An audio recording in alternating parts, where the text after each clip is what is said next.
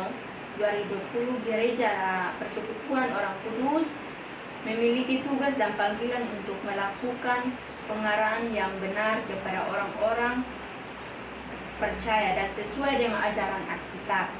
Tugas pengajaran itu antara lain adalah pendidikan agama Kristen atau PAK.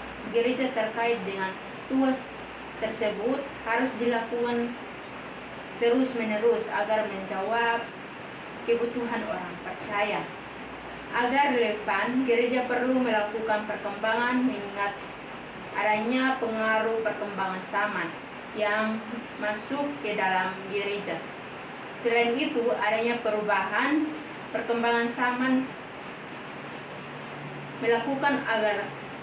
melakukan dan gaya hidup yang ditunjukkan jemaat dan cenderung mengikuti perkembangan zaman disampaikan untuk gereja juga diperhadapkan dengan pengajaran-pengajaran yang menyimpang dari Alkitab berdasarkan teologis yang benar.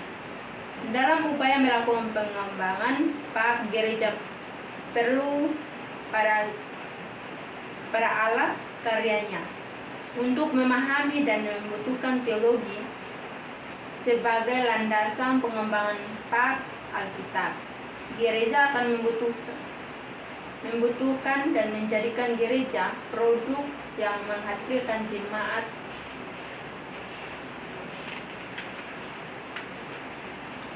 dewasa dan mampu mengimplementasikan imannya dalam kehidupannya sehari-hari. Masalah yang saya temukan di gereja Soneke yang menekan bahwa kurangnya fasilitas yang sangat tidak mendukung berjalannya ibadah dengan baik. Selain itu, kondisi pembangunan gereja membutuhkan perbaikan beberapa bagian seperti kursi-kursi yang sudah tidak layak, seperti sistem percayaan yang tata suara yang belum optimal. Selain itu, ruangan yang tersedia juga terbatas sehingga aktivitas seperti sekolah minggu, kegiatan PPA, dan persekutuan seringkali terganggu keterbatasan ini. Fokus masalah yang saya ambil adalah, yang menjadi fokus masalah adalah pengembangan fasilitas gereja Soneke yang dapat meningkatkan kualitas ibadah dan kegiatan gerejawi.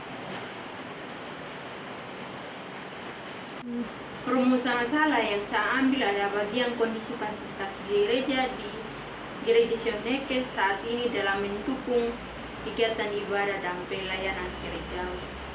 Tujuan penelitian menganalisis kondisi fasilitas gereja Soneke yang mempengaruhi kualitas pelayanan ibadah dan kegiatan gereja.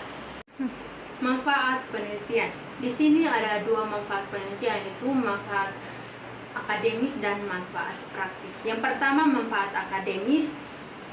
Dari segi akademis, manfaat penelitian ini adalah untuk memberikan tambahan informasi mengenai betapa pentingnya perhatian kepada fasilitas gereja. Yang kedua, manfaat praktis.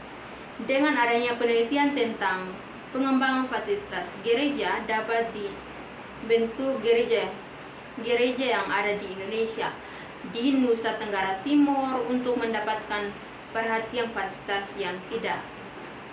yang ada di dalam gereja. Bab 2, landasan teori. Yang pertama itu pengembangan fasilitas gereja, yang kedua kualitas ibadat, yang ketiga kualitas pelayanan, yang keempat keterlibatan jemaat. Bab 3, metode penelitian.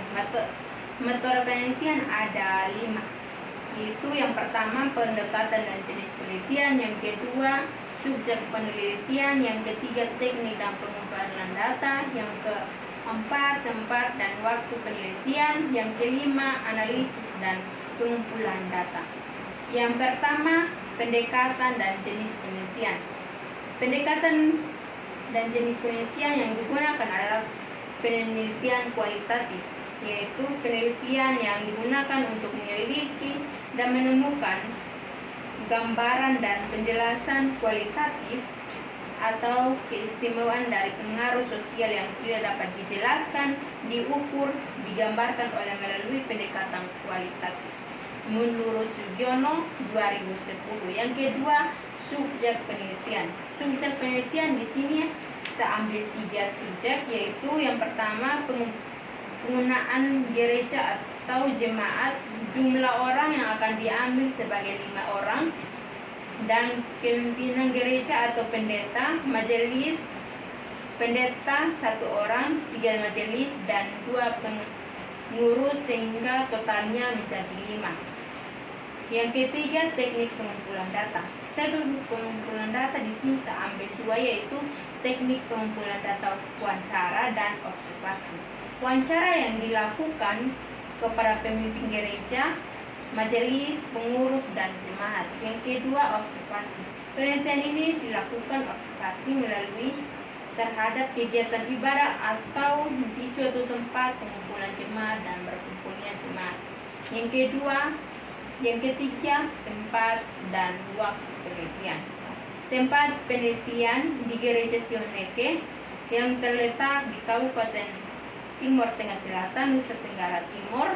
Penelitian tempat ini didasarkan pertimbangan bahwa gereja tersebut kurangnya fasilitas untuk meningkatkan kualitas gereja.